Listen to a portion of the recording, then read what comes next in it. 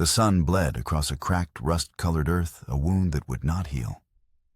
New steel rails slick with factory oil glinted with a cruel metallic light, stretching like a scar into the heat-shimmering distance of the Dakota Badlands. The wind, a constant whisper through skeletal cottonwoods, carried an unnatural sound, the thin, rhythmic sobbing of a child. It was a sound that had no place here in this empty cathedral of rock and dust, and it sliced through Matthew Red Cloud's focus like a shard of glass. He reined in his paint-gelding thunder, his head cocked, listening. It was not a coyote. It was not the cry of a hawk. It was human grief, raw and desperate. He dismounted, pulling his Winchester from its scabbard, and moved forward on silent moccasined feet, his body a fluid shadow against the unforgiving landscape. He crested a low ridge, and the sight below him stole the air from his lungs. A small girl, no older than 6 or 7, was tied to the tracks. Her arms and legs were spread-eagled, bound to the rails with strips of new rawhide that bit into her small limbs. Her simple cotton dress was smudged with dirt, her face a mask of tears and terror. Far down the line, a plume of black smoke stained the cobalt sky, growing steadily larger. A train, a special train unscheduled, running on tracks that had no right to exist in this remote valley. There was no time to question, no time to plan. There was only the child and the rapidly approaching thunder of the locomotive. Matthew sprinted down the embankment, his knife already in his hand. The girl's eyes wide with a terror that went beyond her years fixed on him. Her sobs hitched, caught between a gasp of hope and the fear of a new tormentor. "Hold still, little one," he said, his voice a low, calming rumble he used for spooked animals. The rawhide was thick and strong, tied with a cruel efficiency. The locomotive's whistle shrieked a piercing scream that echoed the one trapped in the child's throat. Matthew sawed at the first, binding his blade, working against the tough hide. The ground began to vibrate, a low hum that grew into a bone-jarring rumble. He sliced through the rawhide on her left arm, then her right. As he reached for her ankle, his eyes snagged on something clutched in her small, dust-caked fist. It was a bird carved from a piece of pale cottonwood, its wings half spread as if in mid-flight. The carving was simple, almost crude, yet familiar. A memory sharp and agonizing flashed through his mind, his own hands, younger and less scarred, carving a similar bird by firelight. He remembered the smell of the wood, the feel of the knife, the soft smile of the woman he was carving it for. He remembered her gentle hands taking it from him, her voice a soft melody, as she promised to keep it forever. Then the memory fractured, replaced by the scent of smoke, the sound of screams, and a pain so profound it had hollowed him out for years. The locomotive was a deafening iron beast, now rounding the bend with a screech of tortured metal. The engineer had seen them. Matthew slashed through the final binding, scooped the girl into his arms, and lunged away from the tracks. He threw them both down the gravel embankment, twisting his body to absorb the impact shielding her small frame.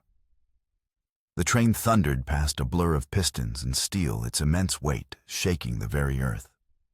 Sparks flew from the locked wheels, and the air filled with the acrid smell of hot metal and coal smoke. Then silence broken only by the ragged sound of their breathing and the train grinding to a halt a quarter-mile down the newly laid track. He set the girl gently on her feet, his heart hammering against his ribs. He knelt before her, his gaze drawn back to the wooden bird still clutched in her hand. "Where did you get this?" he asked, his voice rougher than he intended. The little girl looked from the bird to his face, her lower lip trembling. "Mama gave it to me," she whispered, her voice hoarse from crying. "She said a kind man made it for her a long time ago. She said it would keep me safe." A cold dread, sharp and familiar, settled deep in Matthew's soul. He knew this child. Not her name, not her face, but the story that clung to her like the dust of the prairie. He had carved that bird for a woman named Sarah, a gentle soul with eyes the color of a summer sky, a woman whose death he had been blamed for a tragedy that had branded him an outcast and driven him into the solitary life of a tracker. This child, her daughter, was a ghost from a past he thought he had buried. "What is your name?" he asked, his voice now barely a whisper. "Lily May," she said. "Lily May Harper." The name struck him like a physical blow. Thomas Harper. The powerful banker from Deadridge, the man who had married Sarah, the man who had publicly accused Matthew of causing her death in a fire that had consumed her family's homestead. And now, years later, that same man had tied his own daughter, Sarah's daughter, to a set of railroad tracks and left her to die. The world tilted on its axis. This was no random act of cruelty he had stumbled upon. This was the dark, tangled root of his own history breaking through the surface of the earth. His decision to save this child was no longer just a moral obligation. It was a reckoning. Deadridge was a town built on a lie.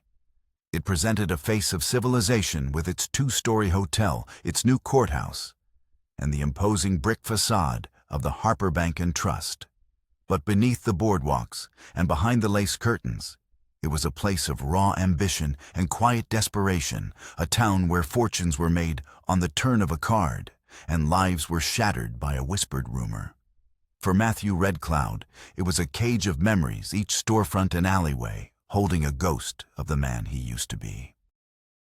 He rode into town with Lily May, seated before him on Thunder's saddle, her small frame wrapped in his spare blanket. He kept to the edge of the main street, his eyes scanning the faces of the people they passed. The stares he received were a familiar language. From the white settlers, a mixture of suspicion and grudging respect for his skills. From the Lakota who lingered near the trading post, a cold dismissal for the man, who was neither fully one of them nor one of the invaders. He was a man caught between two worlds belonging to neither. He stopped not at the hotel, but at a small livery stable on the edge of town run by an old prospector named Jebediah, a man whose only allegiance was to gold and the quiet company of horses. Jebediah squinted at Matthew, then at the child. "More trouble, Red Cloud," he rasped, spitting a stream of tobacco juice into the dust. "Just need a place for my horse and a quiet corner to think," Matthew said, handing him a coin. "That kind of thinking will cost you extra," Jebediah grumbled, but he led Thunder to a clean stall. Matthew left Lily May in the relative safety of the stable office, a dusty room that smelled of hay and leather, telling her to stay hidden. He needed to see the town sheriff, a man named Elias Thorne. Thorne was a world-weary cynic who had seen too much of the frontier's darkness to believe in simple stories of good and evil. He was, however, one of the few men in Deadridge who judged a man by his actions, not his blood. The sheriff's office was a cramped space dominated by a potbelly stove and the scent of stale coffee. Thorne looked up from a stack of wanted posters as Matthew entered, his gaze sharp and appraising. "Red Cloud, I hear you've been out tracking for the army. Didn't figure you for the kind to bring your work back to town." "This isn't army business, Sheriff. It's about Thomas Harper." Thorne leaned back in his chair, the wood groaning in protest. He steepled his fingers, his expression unreadable. "Harper's the founding father of this town. His money built half the buildings on this street. Whatever you've got to say, you'd best be sure of your facts." Matthew recounted the events of the morning in sparse, direct sentences, the secret tracks, the approaching train, the girl bound to the rails. He left out the detail of the wooden bird and his personal connection to her mother. That was a wound too deep and too dangerous to expose. As he spoke, he watched the sheriff's face for any sign of disbelief, but Thorne just listened, his eyes never leaving Matthew's. When Matthew finished, the sheriff was silent for a long moment. "A man tries to kill his own daughter," he said, his voice flat. "It's a hell of an accusation, Red Cloud, especially against a man like Harper. He's hosting the territorial governor this very evening. He's the picture of respectability. Respectability is a mask, and you know it. Matthew countered. I saw what I saw. The girl's name is Lily May. She's at the livery. Just then, the door to the office swung open, and Thomas Harper himself strode in. He was a man who wore his wealth-like armor, a perfectly tailored suit, polished boots, and a gold watch chain draped across his vest. His public face was one of paternal charm, his smile practiced and reassuring. He nodded politely to the sheriff before his eyes fell on Matthew. And for a fraction of a second, a flicker of cold, predatory fury crossed his features, before being masked by surprise. Matthew Red Cloud Harper said, his voice smooth as oiled steel. It has been a long time. Sheriff, I hope he isn't causing any trouble. I know his reputation. He's making some serious claims, Mr. Harper Thorne said, his eyes moving between the two men, sensing the deep, unspoken history that charged the air. Is that so? Harper turned his full attention to Matthew, his smile never wavering. Accusations are easy to make, especially by those with a grudge. Some people never get over the past, do they? The words were a veiled threat, a reminder of the fire, and Sarah's death, the narrative Harper had crafted to ruin Matthew's life years ago. This is about what you did this morning. Matthew said, his voice low and tight. Harper's composure was flawless. He turned to Thorne, his expression one of paternal concern. Sheriff, my daughter Lily May has been unwell. She suffers from flights of fancy, tells wild, terrible stories. She ran away from home this morning. I've had men searching for her all day. I've been worried sick. He looked back at Matthew, his eyes now filled with a manufactured pity. Did you find her? Matthew, is she safe? If you've brought my little girl back to me, I would be eternally grateful. It was a masterful performance. Harper was already twisting the narrative, painting Matthew as a kidnapper and Lily May as a disturbed child. Thorne was caught in the middle, a lawman, in a town owned by one of the men in the room. She's safe, Matthew said, but she's not going with you. Harper's smile finally faltered. A dangerous light entered his eyes. She is my daughter. You have no right. He took a step forward, but Thorne held up a hand. Hold on, Thomas. Let's all calm down. Red Cloud, you bring the girl here. I'll talk to her myself. In the meantime, you'll stay where I can see you. Matthew knew it was a trap. Separated from Lily May, he would be vulnerable. Harper's influence ran deep in Deadridge. A jail cell, a paid witness, an unfortunate accident, there were 100 ways for him to be silenced. As he turned to leave, his gaze met Harper's one last time. Beneath the mask of the concerned father, he saw the cold, calculating mind of a killer who had been thwarted and would stop at nothing to eliminate the evidence of his crime, both the child who had survived and the man who had saved her. The war had moved from the desolate prairie to the heart of Deadridge, and Matthew was standing on enemy ground. The sun had set, plunging the streets of Deadridge into an inky blackness, broken by the jaundiced glow of lamplight from saloon windows. Matthew waited in the shadows across from the sheriff's office, a knot of cold dread tightening in his gut. He had left Lily May with Thorne, trusting the sheriff's weary integrity over Harper's blatant menace. But it felt like a fool's gambit. The law in a town like Deadridge was a flimsy shield against the power of money and influence. A sharp whistle cut through the night, a prearranged signal from Jebediah. Matthew slipped through the alleyways, moving with the practiced silence of a hunter. He found the old prospector by the stable's back gate, his face grim. 3 men just paid me a visit, Jebediah rasped, not looking at Matthew. Well-dressed, soft hands. Asked a lot of questions about you and the girl. They weren't lawmen. He paused and then pushed a heavy Colt revolver into Matthew's hand. That's Sheriff Thorne. He's an honest man. But he's just one man. Harper's got this town in his pocket. The warning confirmed Matthew's worst fears. Harper wasn't waiting for the law. He was making his own. He had to get Lily May out of that office, out of Dead Ridge, before Harper's net closed around them. He thanked Jebediah and melted back into the darkness.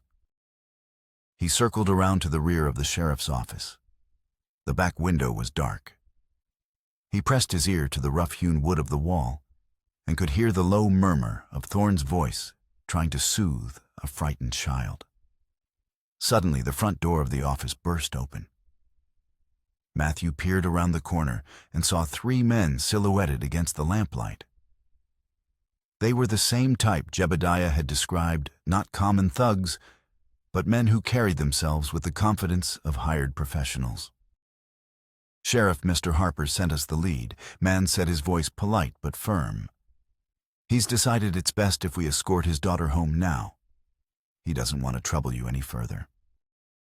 "Mr. Harper can wait until morning." Thorne's voice was tired but unyielding.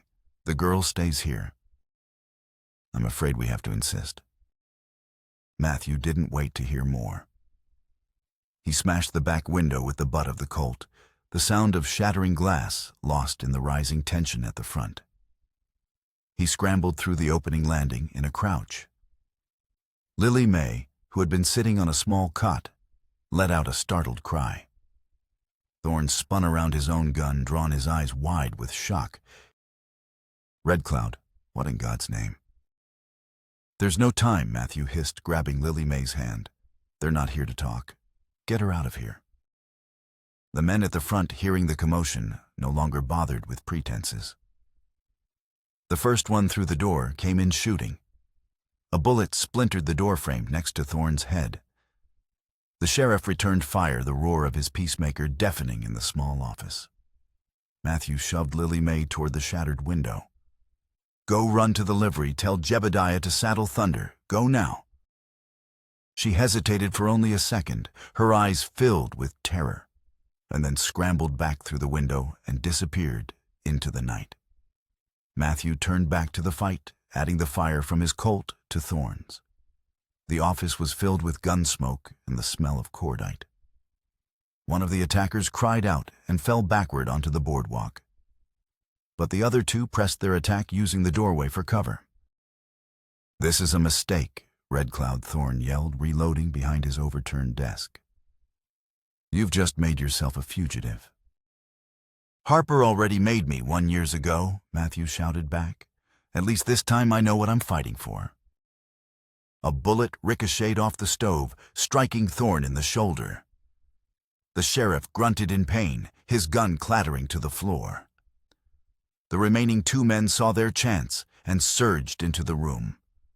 Matthew shot one, the man stumbling back with a look of stunned surprise. The last man, the leader, leveled his pistol at the wounded sheriff. Matthew didn't have a clear shot. Without thinking, he charged, tackling the gunman and sending them both crashing into the wall. The man was strong, fighting with a cold, desperate fury. His pistol was trapped between their bodies. Matthew slammed the man's head against the wall, stunning him just long enough to break free. He brought his own pistol up, but the gunman was faster, kicking out and sending the Colt flying from Matthew's grasp. They grappled, a desperate, silent struggle in the smoke-filled room. Matthew drove his knee into the man's stomach, then followed with an elbow to the jaw. The man staggered back, reaching for a knife in his boot. From the floor, Sheriff Thorne, clutching his bleeding shoulder, managed to grab his fallen gun. He fired once. The last gunman collapsed, the fight gone from him.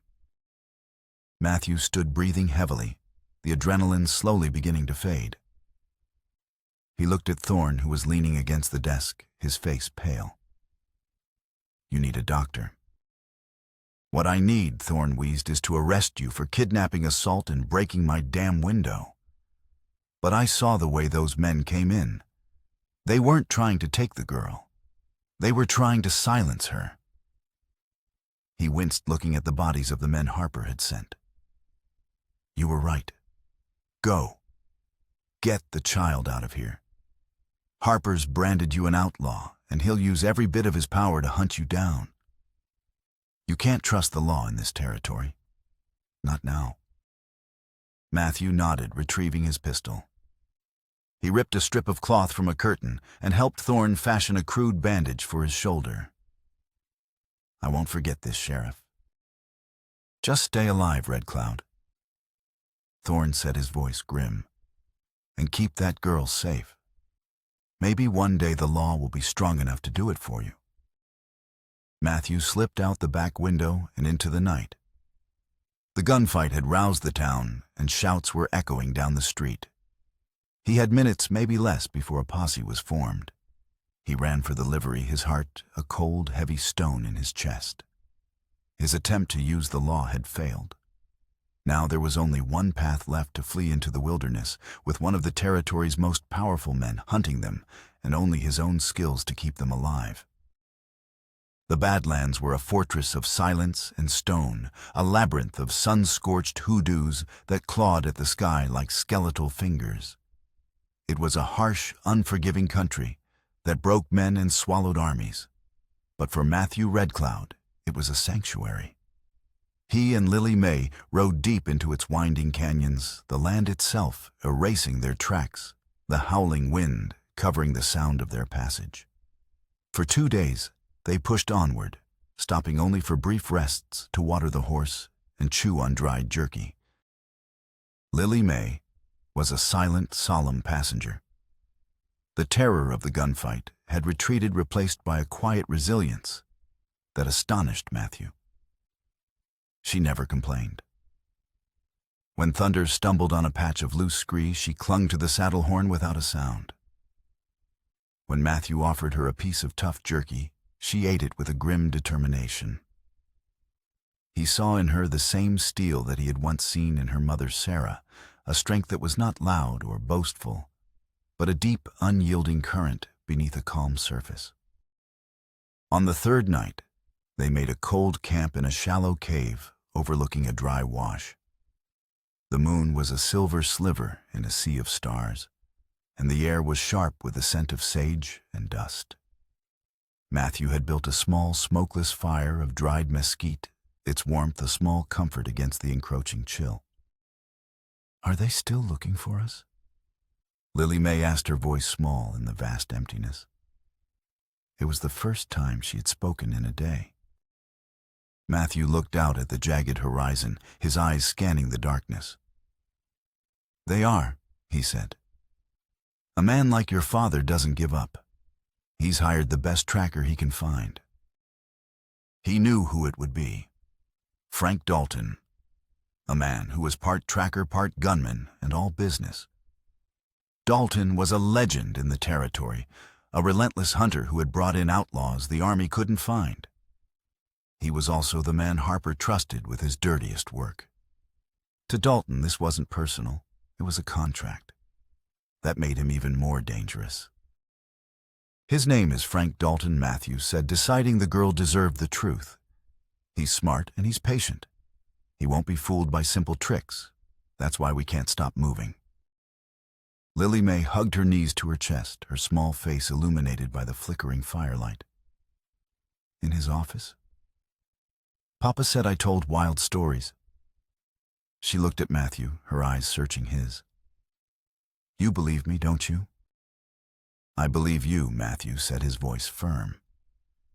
He saw the doubt that had been planted in her mind, the cruelest wound a parent could inflict. Your father is the one telling stories, Lily May. He's a liar, and he's a thief. She was quiet for a long time, watching the flames. Papa and his friends. They were angry, she said, her voice a near whisper, recounting the fragmented things a child would remember. They talked about a secret train, full of money. They said a judge was a problem that had to go away. A few weeks later, everyone said the judge had a riding accident. But Papa and his friends were happy about it. She looked up, a single tear tracing a path through the grime on her cheek. They talked about Mama, too. Papa would get angry and say she was weak. He said she never should have been friends with an Indian. The words hung in the cold night air. Sarah, the fire, the accusations. It had never made sense to him. The fire at her homestead had been too fast, too hot. He had arrived to see it already consumed a roaring inferno against the night sky. Harper had claimed Matthew had started it in a jealous rage after Sarah had rejected him. The town, eager for a simple story and a simple villain, had believed it. But Lily May's words suggested a different story, a darkness in Harper that had existed long before that night. He reached into his saddlebag and pulled out the small wooden bird. He had held onto it, a tangible link to the past he could neither outrun nor understand. He handed it to her. "This was your mother's," he said gently. "She was a good person. She was my friend. And whatever your father said, he's the one who was weak, not her." Lily May took the bird, her small fingers tracing its smooth, worn shape. A fragile bond was forming between them in that desolate place, a trust forged in shared danger. He was no longer just her rescuer. He was the keeper of her mother's memory, the only person in the world who believed her story. The next day, as they were picking their way through a narrow canyon, Matthew saw the sign he had been dreading. A single, deliberately placed stone on top of a rock outcropping. It was a tracker's mark, a signal.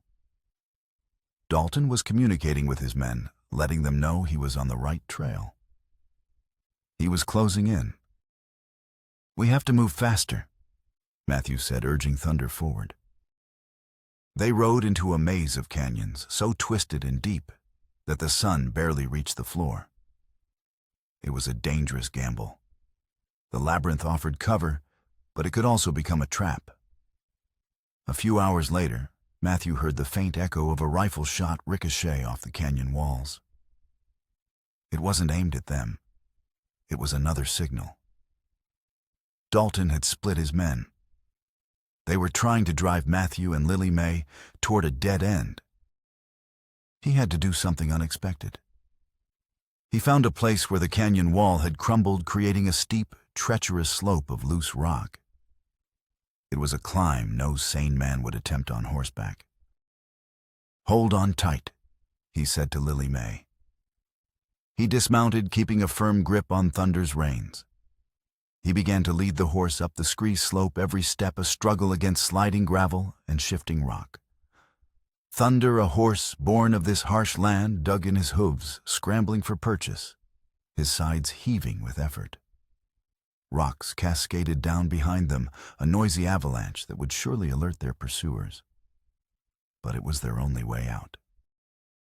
Halfway up, Thunder lost his footing. The horse slid backward, his eyes rolling in panic. Lily May cried out, clinging desperately to the saddle. Matthew threw his weight against the reins, his boots digging into the unstable ground, his muscles screaming with strain. "Easy, boy, easy," he grunted, talking to the horse, to the girl, to himself. For a heart-stopping moment, he thought they would all go tumbling back to the canyon floor.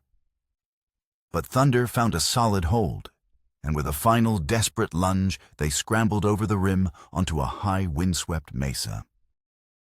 Below them, they could see 3 riders entering the canyon they had just escaped. One of them was Frank Dalton.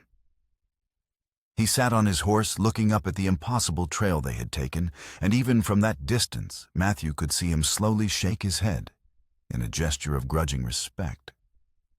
They had escaped the trap, but they had not escaped the hunt. Dalton now knew he was chasing a man who would take any risk, who would go where others would not. The hunt had just become personal. As they rode across the mesa, leaving Dalton and his men behind, Matthew knew this was not a permanent solution.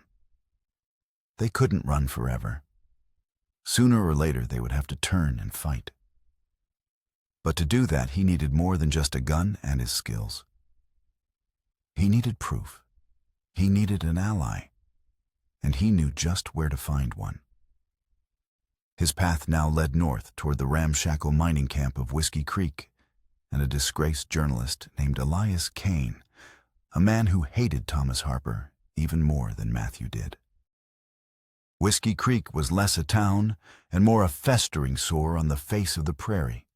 It was a collection of tents, lean-tos, and a single rickety saloon populated by men who had come west to escape their pasts and chase dreams of gold that rarely panned out. It was the perfect place to find Elias Kane.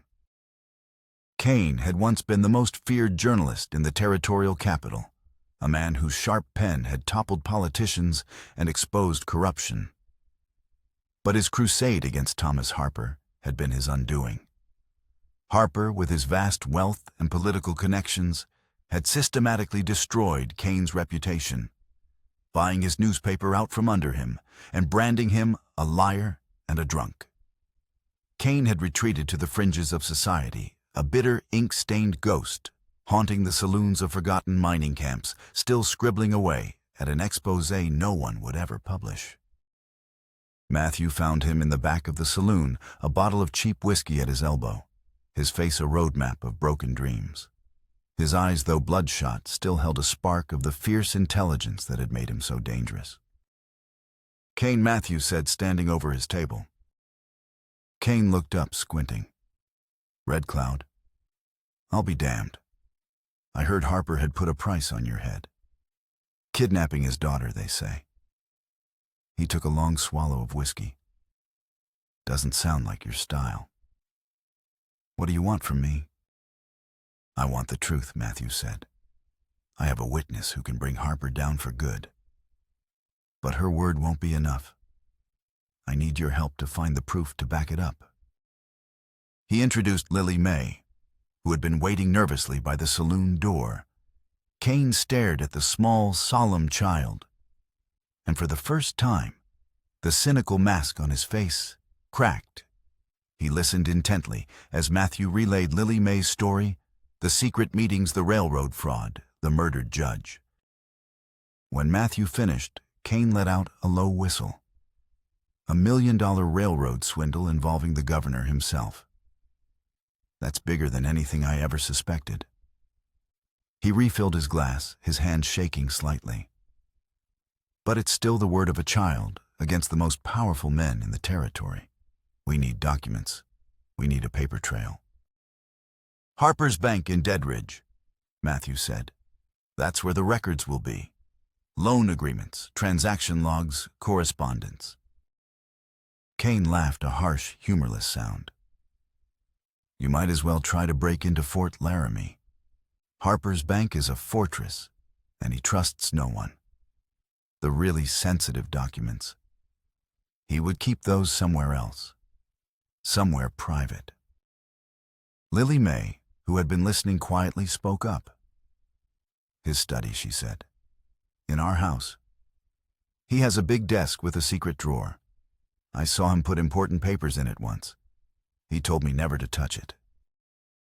Kane looked from the girl to Matthew, the spark in his eyes igniting into a flame. "A secret drawer? It's a long shot, but it's the only shot we've got." He pushed the bottle away from him. "All right, Red Cloud, I'm in. For years I've been waiting for a chance to put a nail in Harper's coffin. This is it." The plan was desperate, bordering on suicidal.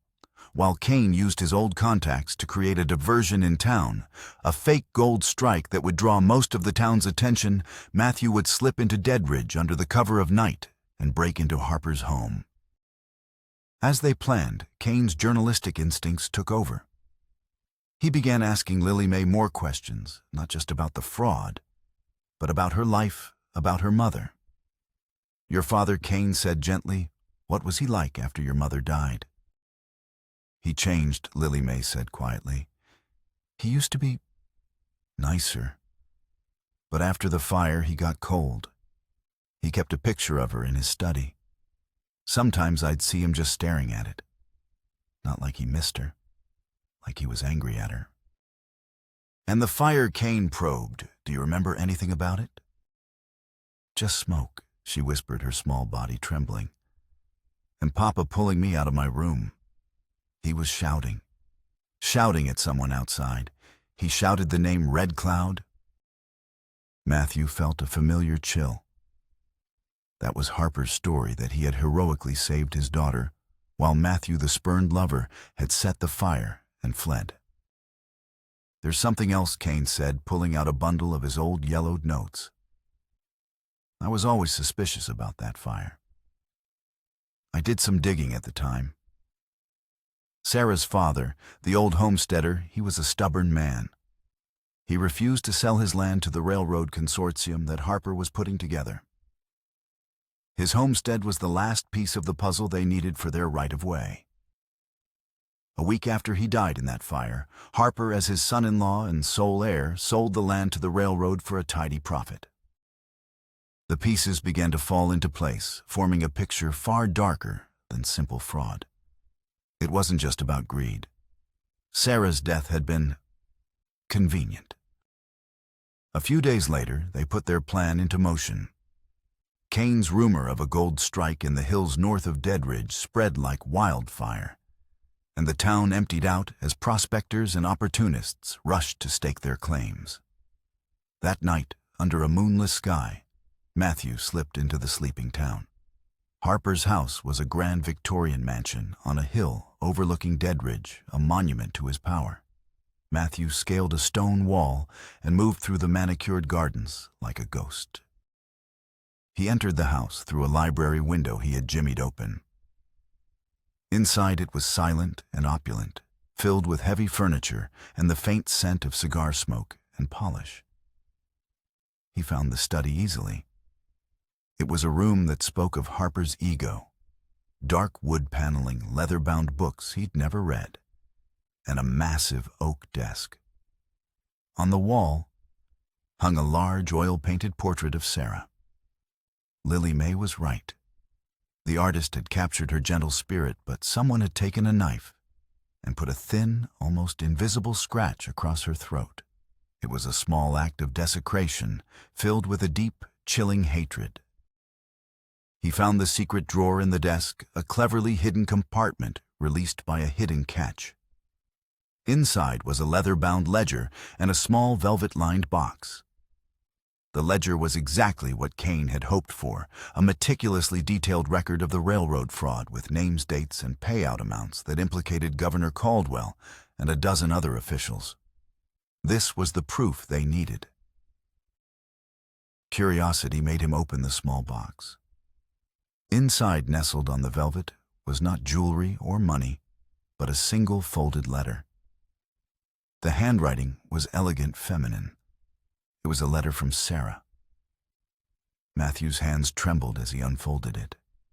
It was dated the day before the fire.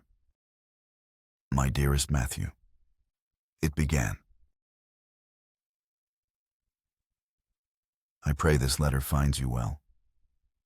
I must be brief, for Thomas's moods have grown dark, and I fear his temper.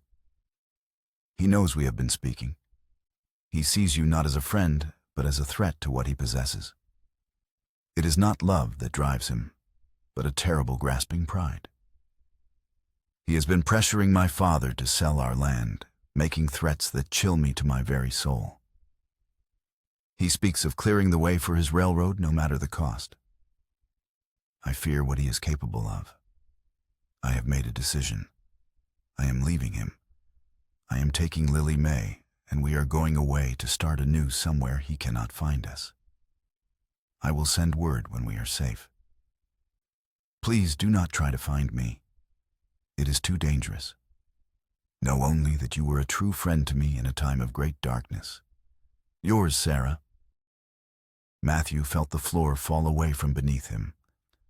For years he had carried the weight of Sarah's death, believing the lie that his friendship with her had somehow led to the tragedy. But this letter changed everything. Sarah was leaving Harper. She was taking her child and escaping. The fire wasn't an accident. It wasn't an act of jealous rage from a spurned lover. It was an execution. Harper had discovered her plan and had murdered her to prevent her from leaving, using the fire to cover his crime and framing Matthew to dispose of the only other person she trusted. He was not just a thief and a conspirator. Thomas Harper was the monster who had murdered his own wife. And the fraud, the secret railroad, it was all built on a foundation of her ashes. He looked up at the desecrated portrait on the wall. The fight was no longer about justice for the territory. It was about vengeance for Sarah. Suddenly, he heard the crunch of carriage wheels on the gravel drive outside. Headlights swept across the window. Harper was back. Matthew shoved the ledger and the letter into his coat. There was no time to escape the way he came in. He was trapped in the heart of the monster's lair. The news hit the territory like a bolt of lightning. A federal warrant issued by a judge in the pocket of Governor Caldwell was sworn out for the arrest of Matthew Red Cloud. The charges were kidnapping, extortion, and the murder of the 3 men killed at the Dead Ridge Sheriff's Office. The official story, crafted by Harper and disseminated through telegrams and newspapers he controlled, was that the half-breed tracker had abducted the banker's troubled daughter and was attempting to blackmail him, resorting to violence when his demands were not met. Overnight, Matthew went from a man on the run to the most wanted fugitive in the Dakota Territory. The bounty on his head was $5,000, a king's ransom that turned every stranger into a potential enemy. Lawmen and bounty hunters swarmed the Badlands. Even men who had once respected him, like Sheriff Thorne, were now bound by law to hunt him down. He was utterly and completely alone, save for a traumatized child and a bitter journalist. They holed up in Kane's squalid tent in Whiskey Creek, the incriminating ledger and Sarah's heartbreaking letter hidden beneath a loose floorboard. Kane read the letter, his face pale. "My God," he whispered. "He didn't just frame you. He murdered her and used you as the scapegoat. The man is a demon." "He's not a demon," Matthew said, his voice cold and hard. "He's just a man, and men can be killed." The hunt for them intensified. Frank Dalton, now armed with the legitimacy of the law, led a posse of federal marshals and hired guns. He was no longer just a tracker on contract. He was an instrument of a corrupted state, empowered to kill Matthew on sight. They couldn't stay in Whiskey Creek.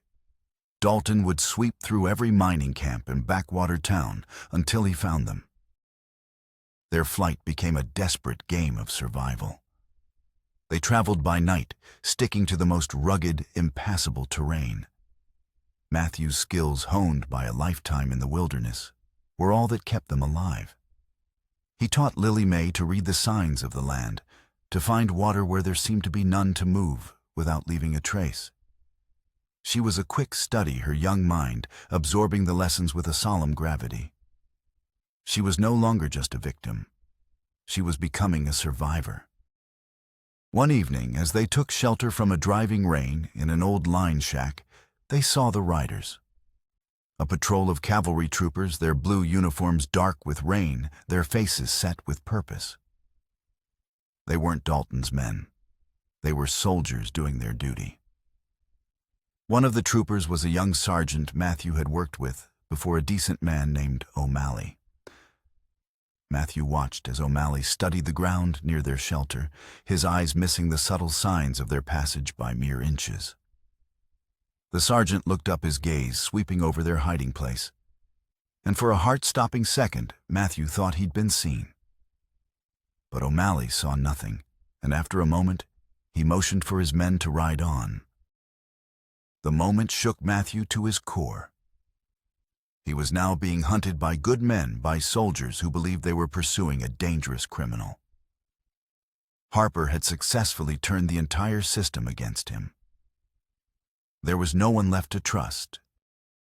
Kane, meanwhile, was fighting his own battle. He had begun writing feverishly day and night, using the ledger and Sarah's letter as his foundation.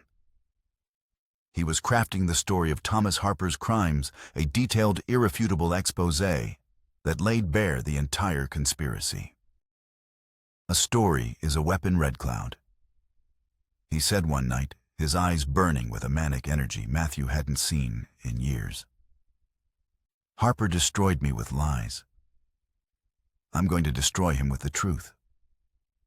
But I need to get it to a telegraph office outside this territory somewhere his influence can't reach." They were running out of time and options. Dalton's net was tightening. Every day they saw more patrols, more bounty hunters combing the hills. They were being systematically driven south toward the desolate, wind-swept plains of the Nebraska border. It was a barren land with little cover and less water. It was a death trap. It was Lily May who provided the spark of an idea. She had been studying a tattered map Kane had salvaged. "The ghost mission," she said, pointing a small finger to a symbol in the middle of the empty plains. "Mrs. Henderson at the church school told us about it. An old Spanish mission. The priests left 100 years ago. They say it's haunted." "It's not haunted," Matthew said. "It's just abandoned. But it's made of stone. It's defensible. And there's a spring there." Kane looked at the map. "It's in the middle of nowhere. If they trap us there, there's no escape." "We're not going there to escape." Matthew said, a new cold resolve in his voice. "We're going there to make a stand. You need to get your story to the wire. Lily May and I will draw Dalton and Harper to the mission. We'll give you the time you need." It was a suicide mission. A last desperate play. Kane argued against it, but he saw the look in Matthew's eyes. This was no longer just about survival. It was about justice. It was about Sarah. They parted ways at a dried-up riverbed. Kane, disguised as a down-on-his-luck prospector, would head east toward Omaha. Matthew and Lily May would head south, deliberately leaving a trail that Frank Dalton could not possibly miss. "You be careful, Red Cloud," Kane said, gripping Matthew's arm. His cynical facade was gone, replaced by genuine concern. "The world needs more men like you." "Just tell the story," Kane Matthews said. "Tell the whole story." As he and Lily May rode south toward the ghost mission of San Gabriel, Matthew felt a strange sense of peace. The running was over. The hunt was about to end. He was no longer the prey. He was the bait. And he was leading the monster into a trap of stone and sand where one of them would not walk out alive. The mission of San Gabriel rose from the plains like a bleached skeleton. Its adobe walls, cracked and weathered by a century of sun and wind, enclosed a crumbling chapel and a courtyard choked with weeds. The bell tower stood like a lone sentinel, its empty archway staring out at the endless expanse of prairie. As Matthew and Lily May approached, the sky to the west was turning a bruised, sickly yellow. A sandstorm was coming. "It will hide our arrival," Matthew said, his voice low against the rising wind, "but it will also trap us here with them." He led Thunder into the relative shelter of the chapel. The roof had long since collapsed, leaving the interior open to the sky, but the thick stone walls offered solid cover. A small brackish spring trickled from a fissure in the rock, in a corner providing the water they would need. He settled Lily May in a small windowless sacristy off the main altar, giving her the last of their food and the wooden bird. "Stay here no matter what you hear," he told her, his voice gentle but firm. "This is my fight now." She clutched the bird, her eyes wide with fear, but also with a trust that was both his greatest strength and his heaviest burden. "You'll come back," she whispered. "I'll come back," he promised. He climbed the rickety stairs to the bell tower, his Winchester in hand. From there, he could see for miles. The storm was a monstrous wall of dust rolling toward them, swallowing the horizon. And just ahead of it, a group of riders, maybe 10 or 12, were pushing their horses hard, following the tracks he had deliberately left for them. He could make out two figures in the lead, Frank Dalton, and beside him a man in a fine city coat, his posture rigid with fury, Thomas Harper. He had come himself. He needed to see this end. The first grains of sand began to sting Matthew's face as the riders reached the mission. The wind was a low moan that was quickly rising to a deafening roar. Visibility dropped to less than 50 feet. The world shrank to the confines of the crumbling mission walls, a claustrophobic arena of dust and shadows. The storm had arrived, and with it, the final battle. Harper's men fanned out, using the storm for cover as they surrounded the mission. They were professionals, moving with a grim efficiency. Matthew fired a single shot from the bell tower, not aiming to kill, but to let them know he was waiting. The crack of the rifle was swallowed by the howl of the wind. The next hour was a tense cat-and-mouse game. Gunmen tried to breach the mission from different points, their movements masked by the swirling dust.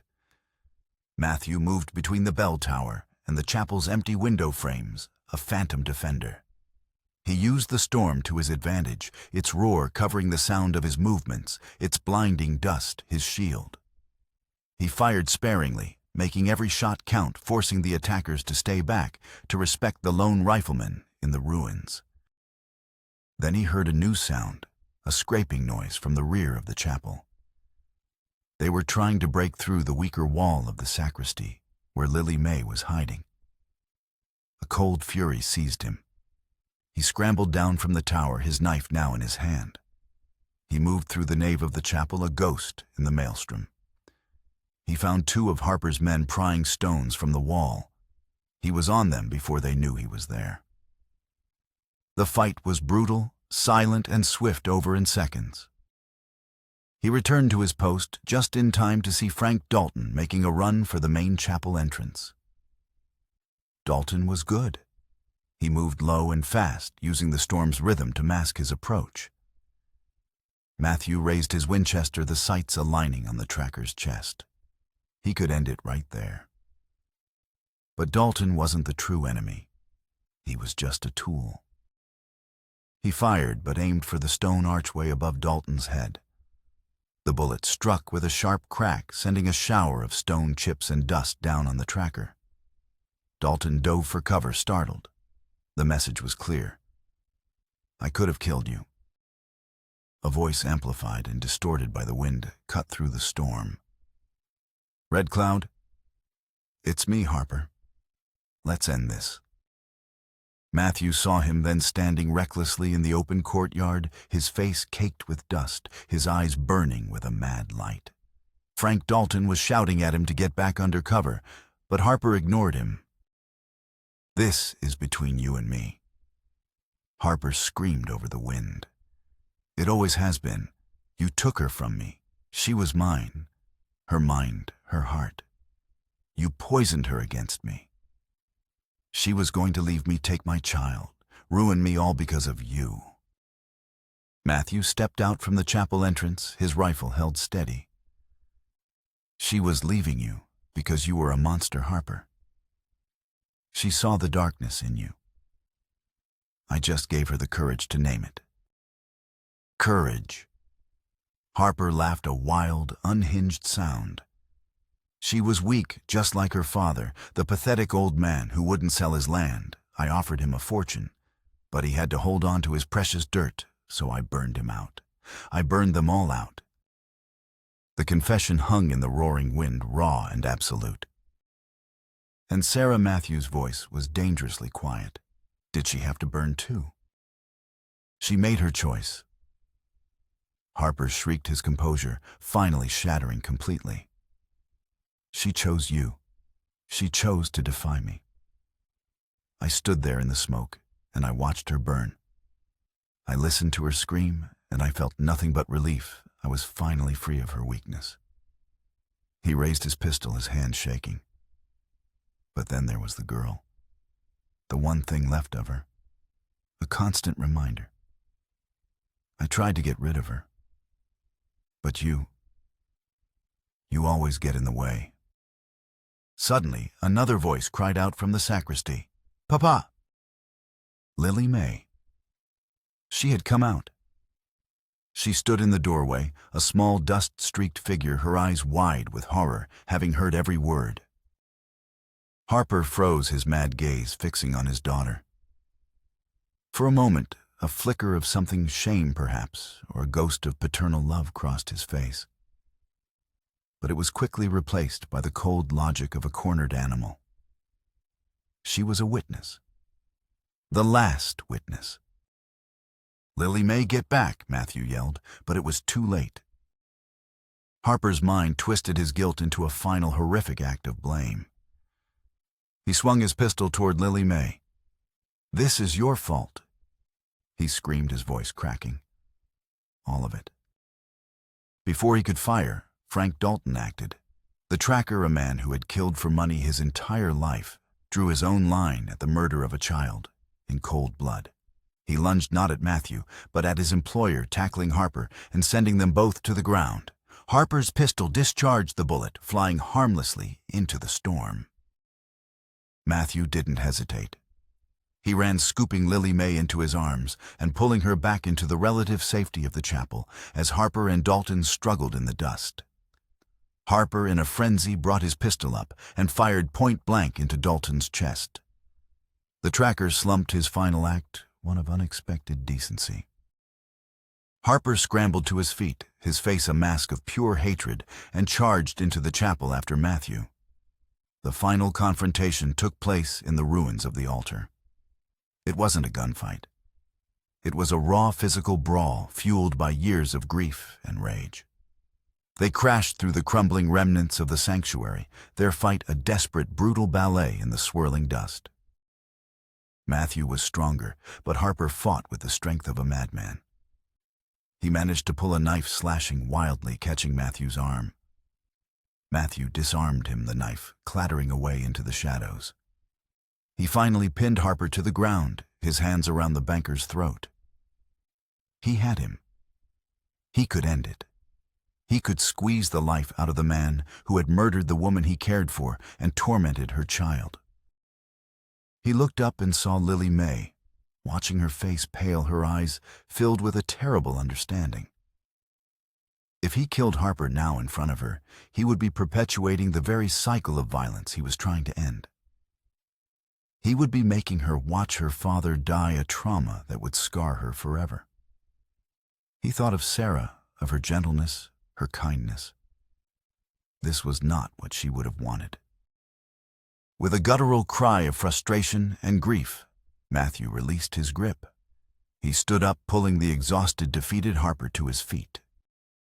"It's over," Matthew said, his voice ragged. At that moment, the storm began to subside. As if on cue, the wind lessened and the thick curtain of dust began to thin. Through the clearing air, Matthew saw a sight that made him question his senses. A column of riders approaching, not bounty hunters or Harper's men, but cavalry. And at their head, a man in a black duster coat, his face set and determined. Marshal Henderson. Kane's story had made it through. In the eerie calm after the storm, the mission of San Gabriel was a tableau of wreckage and reckoning. The bodies of Frank Dalton and Harper's men lay half-buried in the newly settled dust. Thomas Harper stood in the custody of 2 federal marshals, his face a blank mask of defeat. The fight finally gone from him. Marshal Benjamin Henderson surveyed the scene, his steel-gray eyes missing nothing.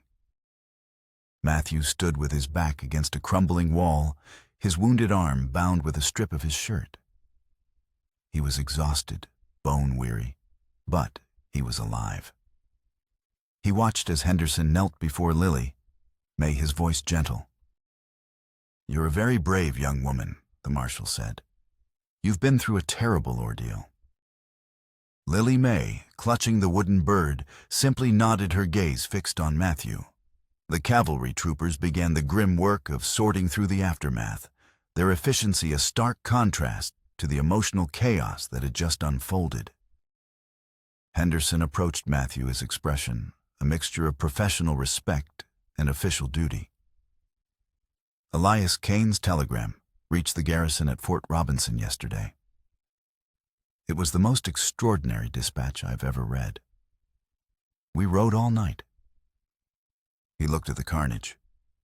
It seems we got here just in time.